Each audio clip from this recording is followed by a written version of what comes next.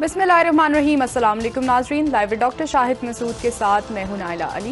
नाजरीन, मामले खुसूसी बराए एहतसाब शहजाद अकबर साहब ने आज प्रेस कॉन्फ्रेंस करते हुए कहा है कि सबसे ज़्यादा सब्सिडी अपोजिशन ने माजी में दी, लिहाजा सारी जिम्मेदारी हम पे ना डाली जाए। जबकि नून लीग की जानिब से जवाबन आज कहा गया है कि जो चीनी पाकिस्तान से एक्सपोर्ट की गई है वो वज़ीर आज़म साहब की मर्जी से हुई। दूसरी जानिब तैयारा हादसे की तहकीकात के लिए फ्रांसीसी टीम पाकिस्तान पहुँच गई है समेत दीगर अहम मौज़ूआत हैं जिन पर बात करेंगे। हमारे साथ स्टूडियो में मौजूद हैं डॉक्टर शाहिद मसूद। अस्सलाम वालेकुम डॉक्टर साहब। ईद के 3 दिन खैरियत से गुजरने के बाद आज हमने देखा अपोजिशन और हुकूमत हमें एक महाजा राई करते हुए नजर आए। चीनी सब्सिडी के हवाले से इल्ज़ामात का तबादला भी हुआ। क्या समझ रहे हैं डॉक्टर साहब, आने वाले दिनों में सियासत में मजीद तेजी आने जा रही है? इरेलीवेंट मुल्की सियासत जो है ये मुकम्मल तौर पर इरेलीवेंट है और या तो कुछ करें या करते भी नहीं है कुछ। ये ओमनी ग्रुप और ये सारा जो है ये तो 4-5 साल से चल रहा है। मैं हर दफ़ा इंतज़ार करता हूँ कि कोई ये खबर आए कि किसी की जब्त कर ली है, कोई मतलब पैसे पकड़ लिए हैं, किसी को मतलब कोई फ़ायदा हुआ है, पैसे बरामद कर लिए हैं, लोगों को पकड़ के जेल में पैसे निकलवाए। लेकिन वो ज़ाहिर है शहजाद अकबर साहब भी कानून उनके सामने और वो भी उसी हवाले से चल रहे हैं, तो मैं बहुत ज़्यादा इसको रेलेवेंस नहीं देता। और उसमें बात यह है कि वो भी अब जो प्रेस कॉन्फ्रेंस कर रहे हैं वही शहबाज शरीफ नवाज, मेरा तो ख्याल था कि उनकी शुगर मिलें बंद हो गई होंगी, उनके मुल्क से जाने कितनी दफ़ा उसमें से कितने लोग निकालेंगे उसमें से।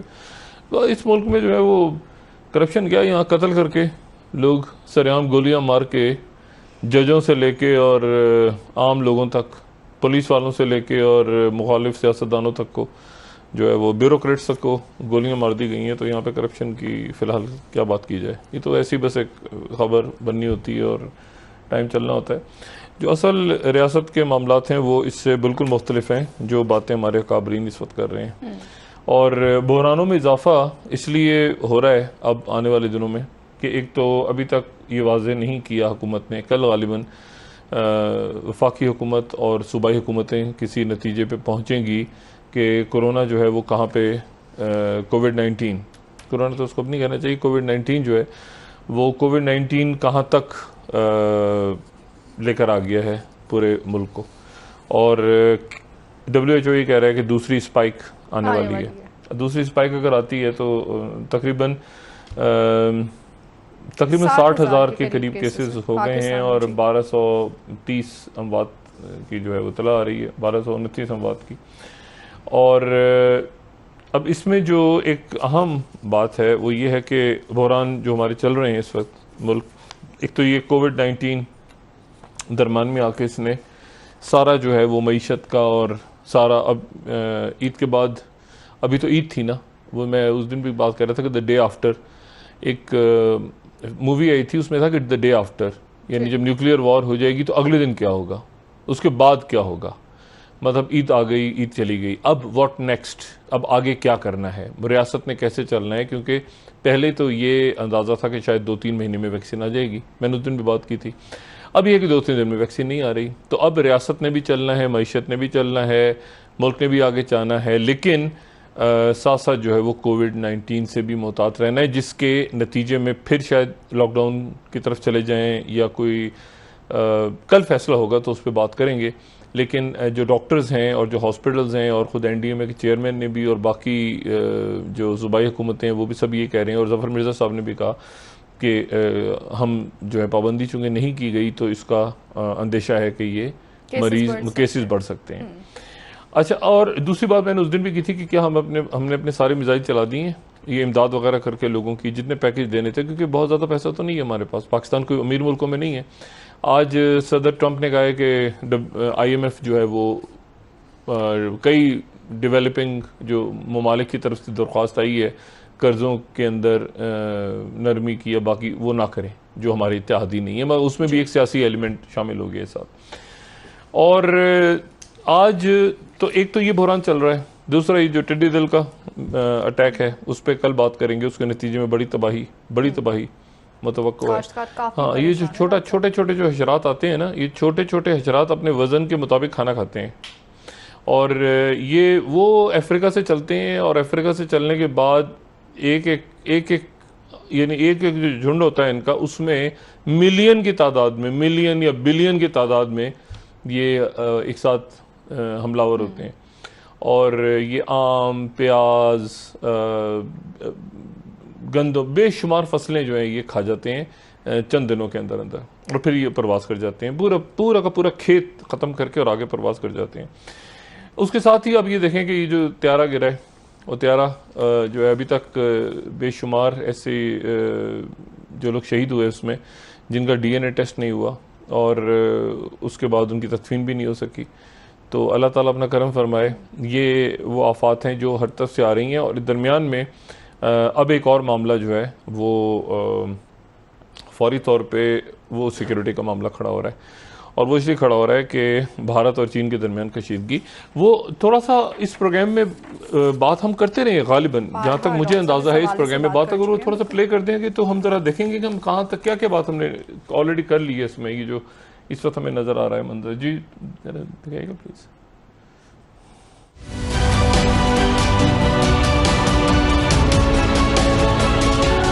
ये सिक्किम का जो इलाका है एक बहुत बड़ा रौला है भारत के लिए। इसका कोई ताल्लुक नहीं है पाकिस्तान के साथ, इसका कोई ताल्लुक नहीं है अमेरिका के साथ। ये भारत और चीन का एक तारीखी फड्डा है। सिक्किम भारत की रियासत 1975 में बनी है। चाइना कहता है कि ये सिक्किम जो है ये हमारा हिस्सा है, जैसे कि वो ताइवान को कहता है। उस अलहदगी पसंद तहरीकों वाले भारत को इस भारत के साथ जो जगह जोड़ रही है वो सिलीगुड़ी कॉरिडोर है। चाइना जो है उस एरिया में एक रोड बना रहा है। उस रोड को अगर वो कंप्लीट करके थोड़ा सा आगे लेकर आता है तो इंडियन आर्मी की फोर्स मफलूज हो जाती है लाइन ऑफ एक्चुअल कंट्रोल। अच्छा, वहीं पर लड़ाई हुई थी 1962 की। अब सिक्किम जो है वो उनका सिक्योरिटी रिस्क है। अगर सिक्किम की इतनी सी पट्टी के ऊपर अगर चाइना आ गया, जो पट्टी दो भारत के हिस्सों को जोड़ रही है, तो इसका मतलब है वो भारत जहां पे भारत के खिलाफ तहरीक और ये दोहरी शहरियत के बिल के बाद तो और बढ़ गई है। तो ये जो 7 रियासतें, ये सारा का सारा मेन भारत से जुदा हो जाएगा। तो इंडिया के लोग सर बात करते हैं ना पाकिस्तान को तोड़ने की, वो तो बात करें बाद में। भारत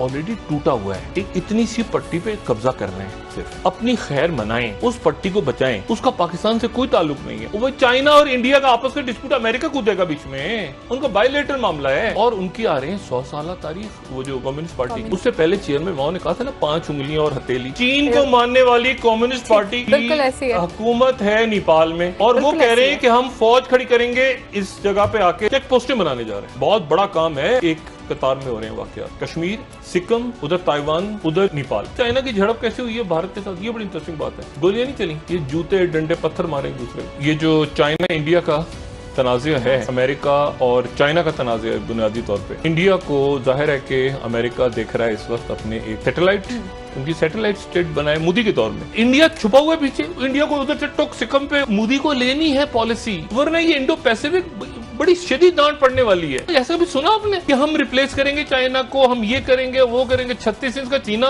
भाग गया एंड टाइम पे। जबूती से शुरू होते हैं और जबूती के ऊपर चाइना बैठा है आके, वो बड़ी बेस लेके। और अगर आप जबूती से क्रॉस नहीं कर सकते, अगर उस पानी को ब्लॉक करेंगे आप, उसके नतीजे में जो सुएज कैनाल भी ब्लॉक हो जाएगी। वहां से शुरू किया उन्होंने, और शुरू होने के बाद चाबहार निकल गई इंडिया के हाथ से, गवादर, उसके बाद श्रीलंका, उसके बाद बांग्लादेश, उसके बाद म्यांमार, उसके बाद साउथ चाइना सी, ताइवान, वहां पर पार्सल आइलैंड्स हैं, वहां पे ड्रिलिंग उन्होंने शुरू कर दी है। ये तो हो गया ना समंदरों का। और साथ ही ऊपर लैंड सिक्किम से शुरू करें, और सिक्किम के बाद आप नेपाल में आ जाएं। लद्दाख का इलाका है, नेपाल हाथ से निकल गया, तिब्बत हाथ से निकल गया। चाइना और अमेरिका के दरमियान तलखी बढ़ रही है, इसमें इंडिया दरमियान में कंटेन हो गया है। चाइना ने अपनी सॉफ्ट पावर जो चाइना दिखाता रहा है, उससे वो हार्ड पावर की तरफ चला गया। नेपाल से लेके, सिक्किम से लेके, मालदीव से लेके, जबूती से लेके, कई जगहों पे, तिब्बत में, दाएं बाएं, लद्दाख में।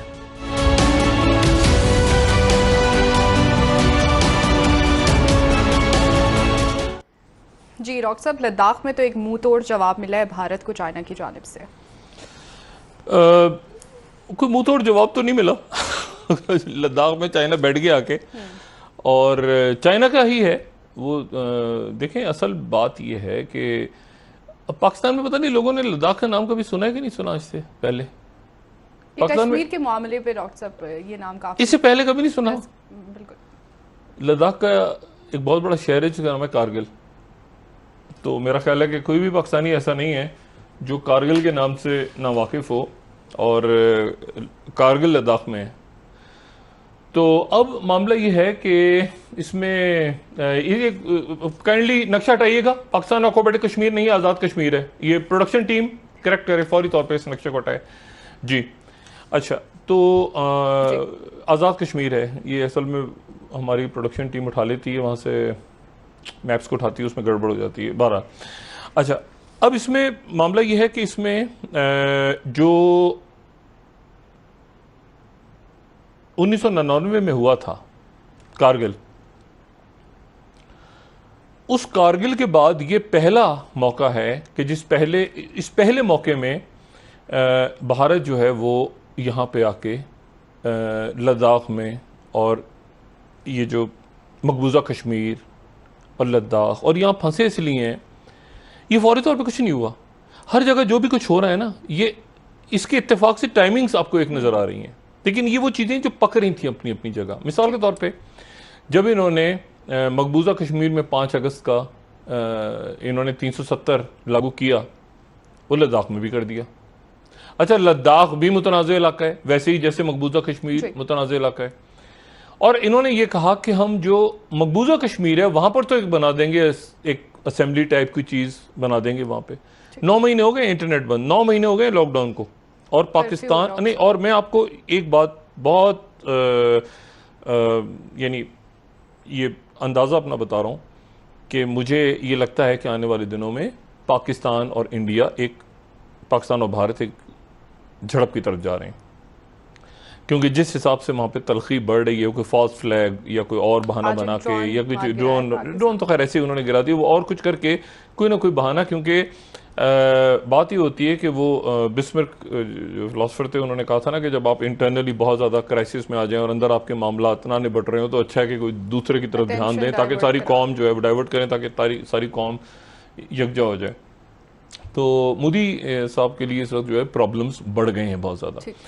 और आज इजलास हुआ, और आज इजलास ही हुआ कि उसमें मोदी भी थे, बिपिन रावत भी थे, उनके अजीत देओल भी थे, सारे सर्विसेज चीफ भी थे। मीटिंग कल भी होगी, और ये जो इजलास हो रहा है उसमें ये देखा जा रहा है कि अब कैसे चाइना के साथ बढ़ती हुई कशीदगी से निपटा जाए। कमाल की बात यह है कि एक शख्सियत आ गई है सालिसी करवाने चीन और भारत के दरमियान। सही, चीन और भारत के दरमियान एक शख्सियत सालिसी करवाने आ गई, और उस शख्सियत का नाम है डोनाल्ड ट्रंप।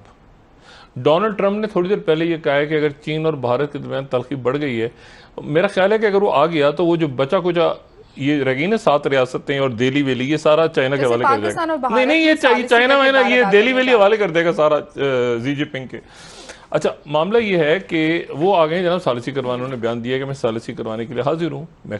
हर जगह वो जहाँ भी आते हैं तो अपना कोई रंग तो छोड़ के जाते हैं डोनाल्ड ट्रंप। अब जनाब ये हुआ है कि ये लद्दाख में ये एक ज़बरदस्त एक रियासत थी, आज़ाद रियासत होती थी, जैसे नेपाल एक आज़ाद रियासत थी, जैसे सिक्किम एक आज़ाद रियासत थी, जैसे उसी तरह से लद्दाख भी एक आज़ाद रियासत होती थी, और फिर उसको डोगरा राज के हवाले कर दिया गया। अब इसमें और फिर उसके बाद खैर 1947 और बाकी जो भी कुछ हुआ, वो सारी लाइनें वाइनें, वो लकीरें वकीरें जो बरतानिया खींच गया था अपने वक्त, वो सारी लकीरें अब ख़त्म हो रही हैं। ये जो लद्दाख के अंदर चाइना जो है, ये गैल्वन वैली है, ये गैल्वन वैली में वो आए हैं, और उसकी वजह ये है कि इन्होंने, ये मोदी साहब ने कुछ ये समझा पिछले कुछ सालों में कि अमेरिका हमारे पास है, अमेरिका हमारे जेब में है, तो हम जहाँ चाहें जो मर्जी करें। ये है कोई 3500 किलोमीटर तवील ये लाइन है, जिसको लाइन ऑफ एक्चुअल कंट्रोल कहते हैं, ठीक है, जो कि भारत और चीन के दरमियान एक सरहद है। और वो जो शुरू होती है वो एक कोने से शुरू होती है मशरिक में, और फिर जाके वो ख़त्म होती है कहीं, मतलब पूरा इंडिया तकरीबन पूरा क्रॉस होता है। अब मामला ये कि उसको जैसे LOC है ना, तो एक लाइन डिमार्केटेड है, वो LAC जो इंडिया और चाइना के दरमियान है, वो डिमार्केशन नहीं है वहाँ पे कोई, मतलब वो पहाड़ों पर से, दरियाओं में से इधर उधर दाएं बाएं आगे पीछे गुजरती है। इंडिया ने क्या किया कि जो LAC थी ये लद्दाख वाली, उस लद्दाख वाली LOC के अंदर इन्होंने श्योक दौलत बेग ओल्डी रोड एक बना दिया, और वो उसके खालिसतन वो स्ट्रेटेजिक पॉइंट नुक्ता नजर से बनाया कि यहां से हम दाखिल हो। ये जो रोड इन्होंने कंस्ट्रक्ट किया 4-5 सालों में, और ये आपको पता है ये 4-5 साल में कंस्ट्रक्ट किया, और उसका मकसद सिर्फ ये था कि हम यहां पर घुस के और उसके बाद आगे जाके हम चाइना की जो फौज है, जो कराक्रम तक उसने जाना है, उसको मोबिलाइज करना है, उसको किसी जगह काट सकें। ये चाइना को काटने के लिए रोड उनकी टेरिटरी में इन्होंने बनाई थी। चाइना वहां के बैठ गया। अच्छा, इनको तवक्को नहीं थी कि चाइना, देखिए ये वो दौर नहीं है माओ ज़ेतुंग का और नेहरू का और जो है वो किसिंजर का और जिमी कार्टर का। ये नई दुनिया है, ठीक है ना। इस दुनिया जो है ये ट्रंप और मोदी और जी जिनपिंग और तैयब एर्दोगान और ये दूसरी दुनिया है, ठीक है, जहाँ और मोहम्मद बिन सलेमान, ये स्ट्रॉन्ग लीडर्स हैं, और जो फैसला करेंगे तो फिर फैसला होगा, चाहे वो जंग का फैसला हो, चाहे जो भी वो फैसला होगा। मैंने इसलिए आपसे कहा ना कि पाकिस्तान पे अब दबाव बढ़ रहा है कि ये जो मकबूजा कश्मीर में जो कुछ हुआ है इसके ऊपर क्या करना है। 9 महीने हो गए, तो अब आपने क्या करना है? आपने सिर्फ तकारीर करनी है कि आपने, तो एक पाकिस्तान के अंदर पब्लिक प्रेशर डेवलप हो रहा है बड़ा शदीद। अब जनाब क्या हुआ है कि जो एक और तहरीक आने वाले दिनों में मुमकिन है कि आपको नजर आए, ठीक, और वो तहरीक जो है वो है ग्रेटर नेपाल की तहरीक। सही। ग्रेटर नेपाल का नाम लोगों ने नहीं सुना होगा, कभी भी नहीं सुना होगा, लेकिन नेपाल एक बहुत बड़ी रियासत होती थी, बहुत बड़ी रियासत होती थी 1816 से पहले। और 1816 से पहले वो एक बहुत बड़ी रियासत थी, उसमें भूटान भी था, उसमें सिक्किम भी था, उसमें एक बहुत बड़ी रियासत। उनका फड्डा पड़ा ईस्ट इंडिया कंपनी के साथ, गोरों के साथ। गोरों ने क्या किया कि जब लड़ाई हुई तो उसके टुकड़े वुकड़े करके उन्होंने, ये उनका ग्रेटर नेपाल का नक्शा पुराना, उन्होंने नेपाल को तोड़ ताड़ के एक सिक्किम दे दिया, एक भूटान उसमें से निकल आया, उसमें से बहुत सारे उनकी जो फौजी जो बागी हो गए थे नेपाल के उस वक्त के जो हुक्मरान थे, उनके जो बागी हो गए थे, उनको गुरखा बना के अपने साथ, गुरखा फौज।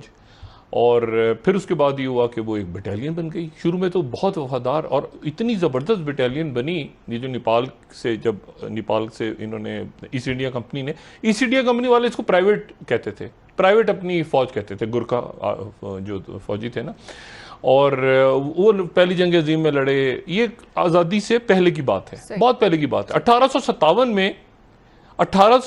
में वो ईस्ट इंडिया कंपनी के साथ थे। वो जब वहाँ पे बगावत हुई तो उन्होंने वहाँ पे हिंदू और मुसलमानों सबको मारा। तो ये गोरखा इतने ज़्यादा जो थे वफादार थे ईस्ट इंडिया कंपनी के, और अभी भी उनकी एक रेजिमेंट काम करती है। भारत में तो बहुत सारी रेजिमेंट्स हैं, बरतानी की फौज के अंदर भी उनकी रेजिमेंट है गोरखा की। तो बात यह है कि वो अब उनकी बहुत बड़ी तादाद मौजूद है इंडिया में, और इंडिया, नई दिल्ली डरता है कि कहीं ग्रेटर नेपाल की तहरीक ने दोबारा सर उठा लिया तो वो जो पुरानी खोई हुई अजमत थी नेपालियों की, क्योंकि नेपालियों के साथ जो नेपलीज हैं उनके साथ एक मुआहदा साइन किया था इंडिया ने कि आप हमारे नेशनल होंगे, हम आपके नेशनल होंगे, भाई भाई होंगे, दोनों रोटी बेटी का रिश्ता है। लेकिन वो मोदी साहब का जो जुमला था, लेकिन उनके अंदर कहीं ये चीज़ गुमशुदा अपनी तहजीब ढूंढने के लिए कौमें निकल आई हैं। आप तुर्की को देख लें, आप यूरोप में देखें, आप चाइना को देखें, आप देखें वो क्यों बार बार बात कर रहे हैं कि जी हमारी टेरिटरीज थी पुरानी, इसलिए कि ये जो लकीरें वकीरें बनी थी ना, ये जिन ताकतों ने बनाई थी वो ताकतें चली गई हैं, वो अपना खेल कूद करके चली गई हैं। अब अगर उनका सिक्किम उनका है, वो कहते हैं हमारा है, ठीक है, वो कहते हैं कि ये रियासतें हमारी हैं, लद्दाख उनका है। मकबूजा कश्मीर, किसने मकबूजा कश्मीर बनाया? इंडिया ने। माउंट बेटन बना गए, माउंट बेटन जो थे वो नेहरू माउंट बेटन। तो मकसद ये लकीरें जो हैं, ये वो लकीरें हैं जो बरतानिया उस वक्त की सुपर पावर्स बना के चली गई, और उन्होंने मशरिक़ वस्ता में भी खींची, वो भी खत्म हो रही हैं। जो यहाँ खींच के गए वो भी खत्म हो रहे हैं।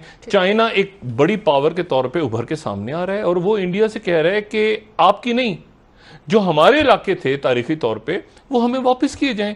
और इनका माथा ये फूटा हुआ था कि इन्होंने 5 अगस्त को वो जो कानून था वो ना सिर्फ मकबूजा कश्मीर बल्कि लद्दाख के ऊपर भी लगा दिया। लद्दाख के ऊपर इस तरह लगाया कि एक सिर्फ लेफ्टिनेंट गवर्नर होगा और वो दिल्ली में बैठ के, कोई कानून सार असेंबली नहीं होगी, दिल्ली में बैठ के वो वहां से कंट्रोल कर लेगा लद्दाख को।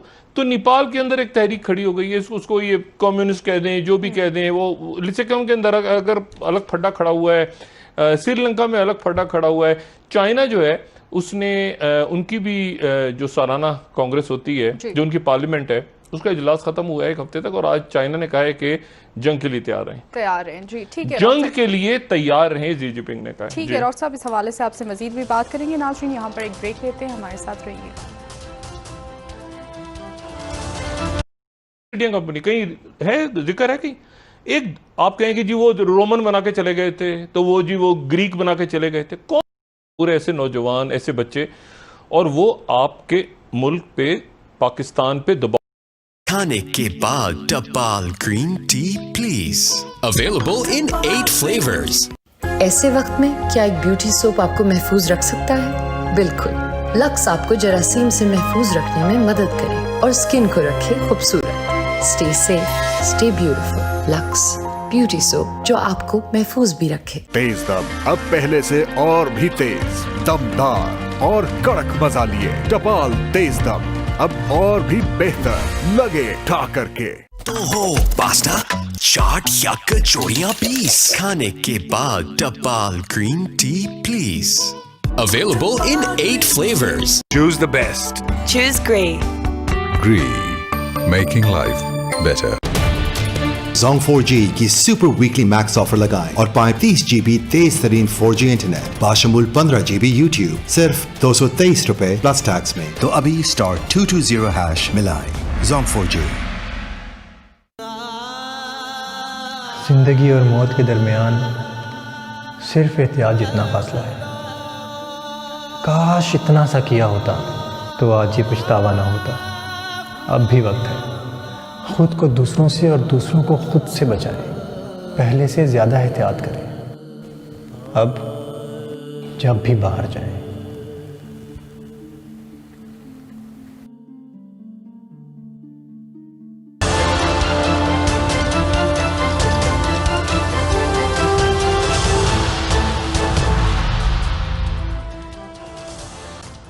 वेलकम बैक नाज़रीन। जी डॉक्टर साहब, आपने ब्रेक से पहले खित्ते में कशीदगी के हवाले से बताया, क्या आप समझ रहे हैं कि इसके पाकिस्तान पे क्या असरात मुरतब होने जा रहे हैं? पाकिस्तान का हिस्सा है ये पाकिस्तान का हिस्सा है जहाँ पे इस वक्त जंग हो रही है, और पाकिस्तान का एक हिस्सा है जहाँ पे लाखों लोग जो हैं वो 9 माह से, जिनके ऊपर शदीद लॉकडाउन है, नजरबंद है। यहाँ पे तो लॉकडाउन जो हो रहा है तो इंटरनेट तो चल रहे हैं ना, इंटरनेट भी बंद है, और पूरी एक नस्ल को तबाह किया जा रहा है कि जिनको स्कूल तक फराहम नहीं किए गए।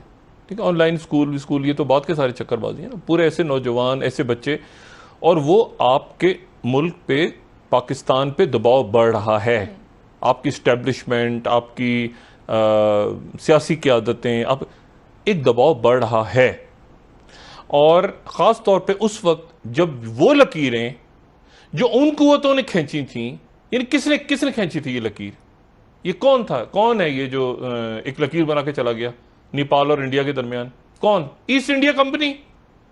कौन सी ईस्ट इंडिया कंपनी? कहीं है, जिक्र है कहीं एक, आप कहें कि जी वो रोमन बना के चले गए थे, तो वो जी वो ग्रीक बना के चले गए थे। कौन से लोग, कौन सी लकीरें जो हम नहीं मानते?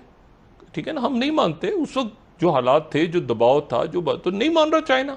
चाहे आप लकीर खींच के चले गए, वो उस वक्त बड़े वायसराय बैठे हुए थे, तो भाई जो भी वायसराय थे उस वक्त, ये माउंट बैटन और फलाना और ढिमाकना नहीं मानते, लोग नहीं मान रहे। ये मैं अपनी बात नहीं कर रहा हूँ, एज अ पाकिस्तानी बात नहीं कर रहा। आप मशरिक वस्ता में देख लें, आप ये चाइना को देख लें, नहीं मान रहे लोग पुरानी लकीरें। नई दुनिया है, इस दुनिया में उस वक्त की जो पावर्स थी उन्होंने लकीरें खींची थी।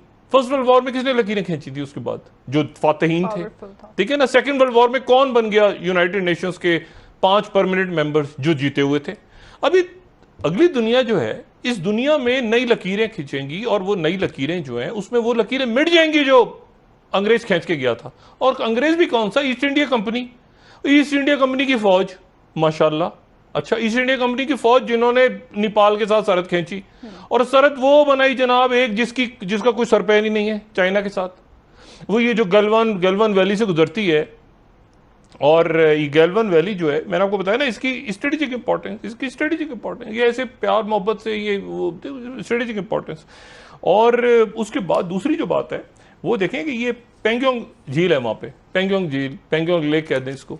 ये पेंगोंग लेक जो है, ये पेंगोंग लेक भी वहीं पर है, यानी लद्दाख में, और लद्दाख के अंदर ही कारगिल है। अब मेरे आने वाले दिनों में जब बार बार मैं कारगिल का जिक्र करूं ना, तो आप समझ लें कि कहीं ना कहीं मेरे दिमाग में कारगिल दोबारा आ रहा है कि ठीक है।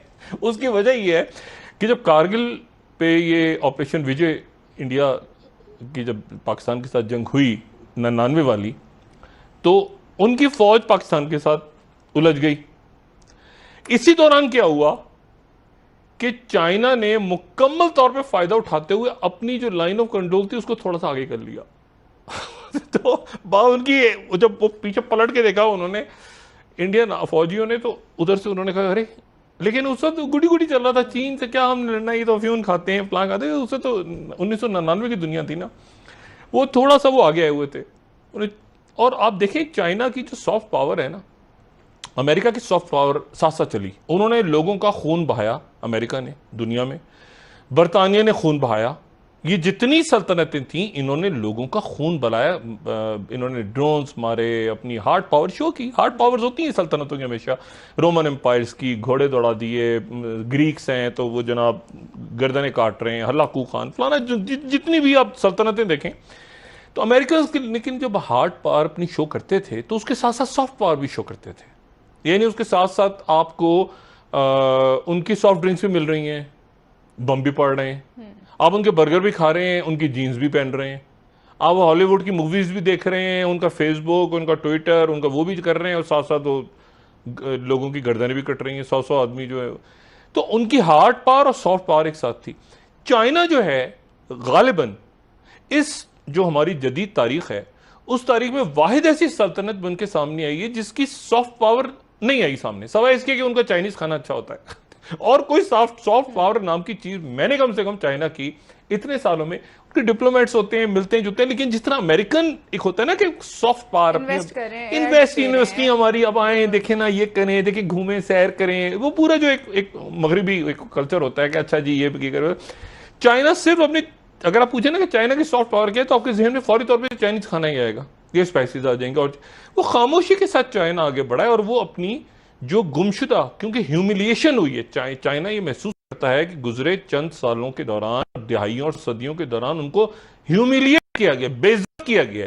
नेपाल के लोग भी जब 1816 में ये उनका मुआहदा हो गया, तो उसके बाद वो नेपाल के अंदर ये बड़ी स्ट्रॉन्ग किस्म की वहां पर ये एक सेंटिमेंट मौजूद है कि जी हमें जो है वो हमारे साथ जुल्म किया गया, और उनकी पूरी एक सल्तनत थी, और उनकी सल्तनत को एक मुआहदा हुआ, और मुआहदे के तहत जो है वो उन्होंने तकसीम कर दिया, और तकसीम करके उसके बाद वो अल्लाह खैर सल्लाह।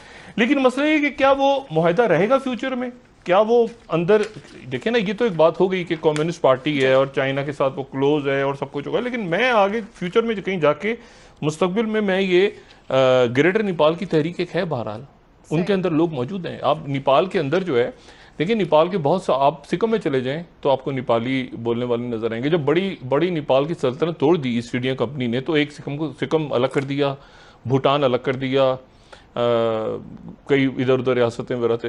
और एक बड़ी खूबसूरत चीज़, एक बड़ी खूबसूरत जगह जिसको लोग याद करते हैं, और उसका नाम शायद हमने सुना हो पाकिस्तान में, दार्जिलिंग, ठीक है ना, दार्जिलिंग।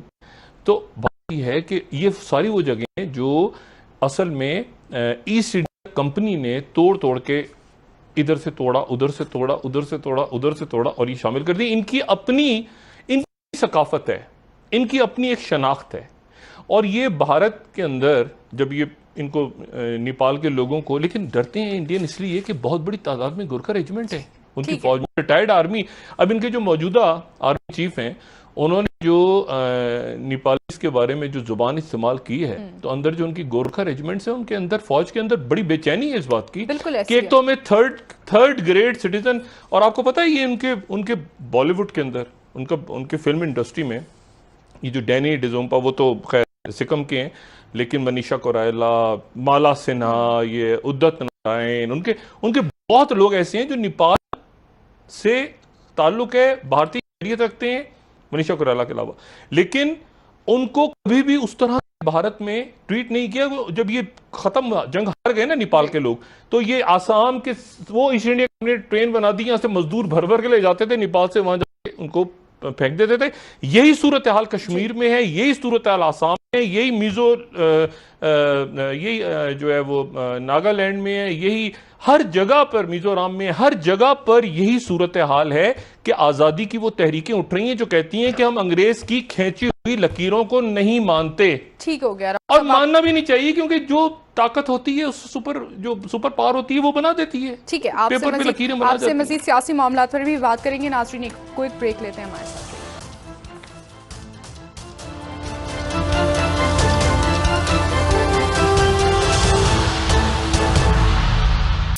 लाहौर और उसके मज़ाफ़ात में इशा की अजान का वक्त हुआ चाहता है। बाकी शहरों के रिहायशी अपने मकामी वक्त के मुताबिक नमाज अदा करें। अल्लाहु अकबर।